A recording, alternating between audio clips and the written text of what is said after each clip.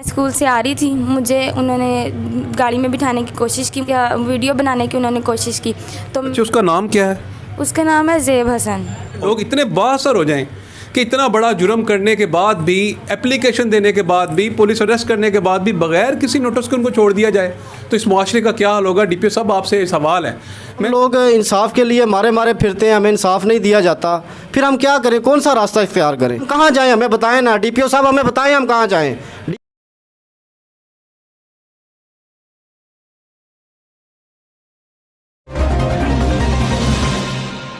मैं स्कूल से आ रही थी, मुझे उन्होंने गाड़ी में बिठाने की कोशिश की, मुझे मेरे बाबा को मारने की धमकियाँ दी, वीडियो उन्होंने कहा क्या वीडियो बनाने की उन्होंने कोशिश की। तो मैं डर कर भागी और मैंने अपने बाबा को बताया, तो उन्होंने ना पुलिस को बुला लिया। बच्चे, उसका नाम क्या है? उसका नाम है ज़ेब हसन। और ज़ेब कहाँ पे रहता है? वो मेरे नेबर्स ही हैं, गली में ही रहते हैं। तो अस्सलाम वालेकुम, लाइव न्यूज़ के साथ मैं हूं मोहम्मद तारिक। आपने इस बच्ची की बात सुनी। मैं इस बच्ची की बात इसके सामने एलेबरेट नहीं कर सकता कि ये क्या कहना चाह रही है, कि इसके साथ क्या होने जा रहा था, क्या होने वाला था। अभी कसूर वाक़या को हम भूले हैं, बड़ी मुश्किल से इस तरह के 3-4 वाक़े और हुए हैं। सिंध में वाक़या हुआ है। इस वाक़े की मैं तफसील आपको दे दूं, और बड़ा ही शेमफुल ये वाक़या है कि इस बच्ची को ज़बरदस्ती गाड़ी में बैठा के ले जाया जा रहा था कहीं पे, जो कि ये शोर शराबा करने के बाद वहाँ से भागी। ज़ेब नामी इसमें मुजरिम था। कल हमने इस पर वीडियो दी थी, पुलिस को कहा था कि वेल्डन आपने बंदा पकड़ा। अनम साहिबा ने हमें टाइम दिया कि जी कल आपकी बातें हैं हमारे पास बैठ के दोनों पार्टीज़ की, और उसके बाद डिसाइड करेंगे FIR देनी है कि नहीं देनी। इनको मुद्दईयान को इतला ना दी गई, और आज उस बंदे को छोड़ दिया गया बग़ैर किसी भी सज़ा के बगैर।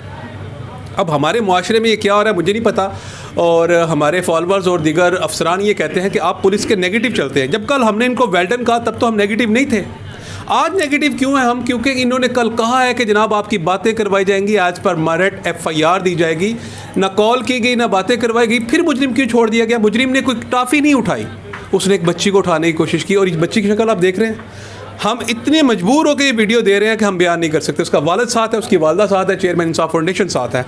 अब मेरा आपसे सवाल ये है कि जहाँ पे माशरे में लोग इतने बाअसर हो जाएं कि इतना बड़ा जुर्म करने के बाद भी, एप्लीकेशन देने के बाद भी, पुलिस अरेस्ट करने के बाद भी बगैर किसी नोटिस के उनको छोड़ दिया जाए, तो इस मुआशरे का क्या हाल होगा? DPO साहब, आपसे सवाल है।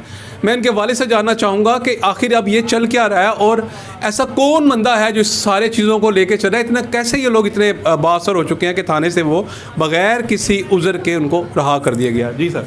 ये सर रिटायर पुलिस अफसर है दिलशाद नजमी, वो इनकी पैरवाई कर रहा है और वो इनके पीछे आ रहा है। उसी ने सारा किया, बल्कि वही धमकियां वगैरह दे रहा है। ये जितना मामला है वो इसमें मुलव्वस है, उसी ने इसको छुड़ाया है। मेरी बच्ची के साथ ज़्यादती हो जाती तो फिर ये लोग सारे इस तरह कहते।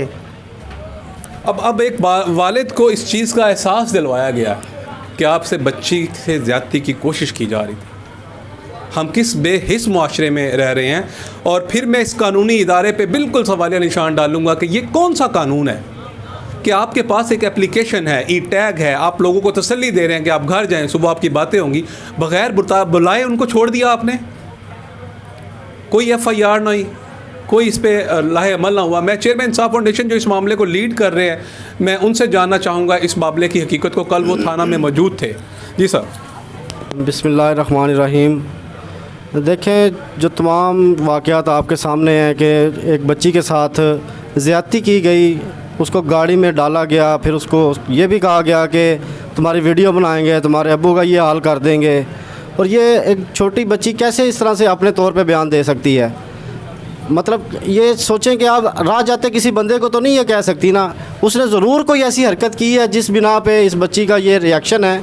तो ये इदारों के लिए भी एक सवालिया निशान है कि जब हम लोग इंसाफ के लिए मारे मारे फिरते हैं, हमें इंसाफ नहीं दिया जाता, फिर हम क्या करें? कौन सा रास्ता इख्तियार करें?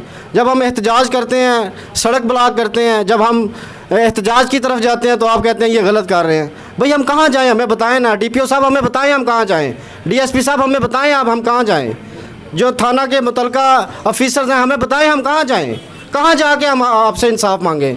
अगर यही तरीका है इंसाफ देने का तो फिर हम कहाँ जाएं? बताएं आप। अगर इस तरह से आपने इंसाफ देना है तो हमें सीधा सीधा फायर मार दें, हमें जीने का हक़ ही ना दें।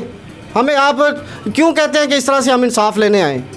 आप मेहरबानी करें DPO साहब, आपसे मोतबाना गुजारिश है कि हमें उस लहर तक ना लेके जाएं कि हम कुछ ऐसा कर बैठे हैं बच्चियों की इस बेदर्दी से जो आप ज़्यादती हो रही है और कोई पुरसाने हाल नहीं है इस बात का।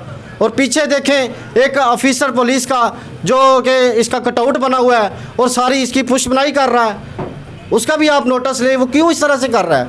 उसके घर माँ बहन नहीं है, बच्चियाँ नहीं हैं जो इस तरह से वो ज़्यादती कर रहा है। खुदारा होश के नाखुन लें, हमें उस लहर तक ना लेके जाएं कि हम एहतजाज में आएँ, हम रोड ब्लॉक करें, हम आपको बताएं कि हम क्या कर सकते हैं। अल्लाह पाक मेरा और आपका हामी नासिर हो।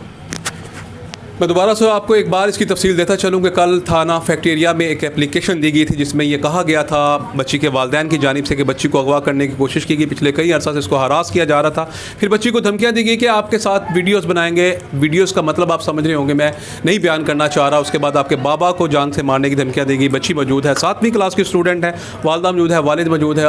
आज उनको बगैर किसी नोटिस के रहा कर दिया गया, छोड़ दिया गया थाने से। इवन के इनको बुला के इतला तक भी ना की गई कि जनाब किस वजह से छोड़ा जा रहा है। FIR तो दूर की बात थी। इस किस्से को लेकर इंशाल्लाह मज़ीद अपडेट और वीडियोज़ आपके साथ जारी रहेंगी। लाइव न्यूज़ के साथ मोहम्मद तारिक, अपना ख्याल रखिएगा। अल्लाह हाफ़िज़।